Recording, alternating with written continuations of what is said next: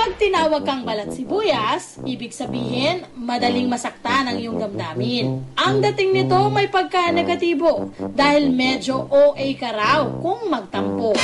At dahil good news tayo, positibo ang hatid namin sa inyo. Sa dami ng hatid itong pakinabang, ang balat ng sibuyas, magpapakitang gilas. Hey, Mami! Nako! Anong balak niyong gawin dyan sa mga balat ng sibuyas? Itatapon ko na. Naku, alam ba, Mami, at mga ka-good news, na yung may mga high blood dyan, nako, napaka-effective na panggamot po yung tinatawag nating onion peel, balat ng sibuyas. Mataas ito sa fiber. At ang fiber na to ay tumutulong para ilabas natin ang mga cholesterol deposits sa ating dugo o sa ating katawan, kaya bumababa ang blood pressure natin. Plus, mataas ito sa fructans. Alam mo, ang fructans ay isang uri ng prebiotic na nagpe-prevent para wag magdikit-dikit ang platelets para makaiwas tayo sa heart attack at saka sa stroke. Simple lamang ang proseso. Sa isang baso o tasa, maglagay ng mainit na tubig. Ibabad dito ang mga balat ng sibuyas para lumabas ang katas nito. Tsaka tanggalin ang mga balat ng sibuyas sa tasa. And then, ready to drink na ang wonder drink na to. Kung iinumin natin ito ng 1 tasa 3 beses maghapon, malaki may tutulong natin kung masakit ang ating katawan, gano'n na rin kung mataas ang ating blood pressure. Ngayon naman, ang pwedeng magawa ng ating onion peel tea ay ang tinatawag nilang muscle spasm. Tama-tama nga, love. Kasi yung anak ko, madalas magising sa madaling araw dahil sa pamumulika.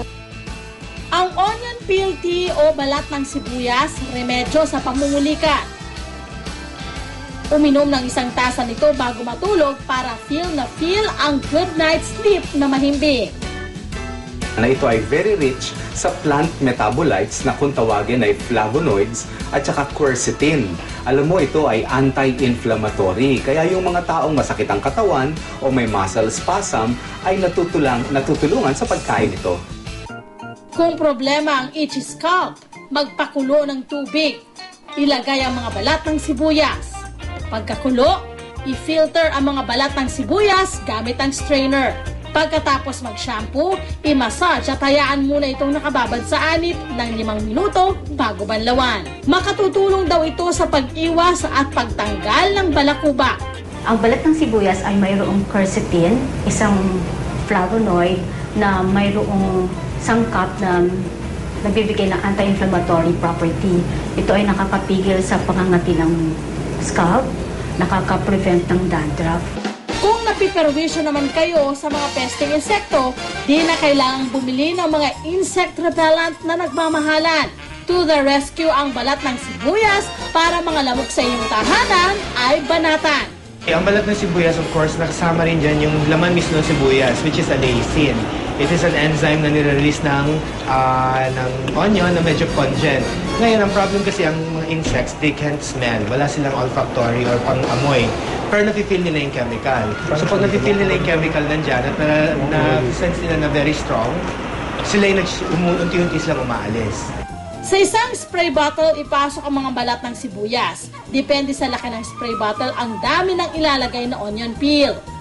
Dagdagan ito ng tubig. Ang powers ng onion peel insect repellent na ito, effective hanggang 1 linggo. Pwede nyo rin ihalo ang mga balat ng sibuyas sa mga lalagyang may tubig. Ipwesto lang ang mga ito sa mga sulok-sulok ng bahay. Tiyak daw na may imbierna ang mga lamok sa all-natural repellent na ito. Kung arts and crafts naman ang iyong trip, heto ang isang tip.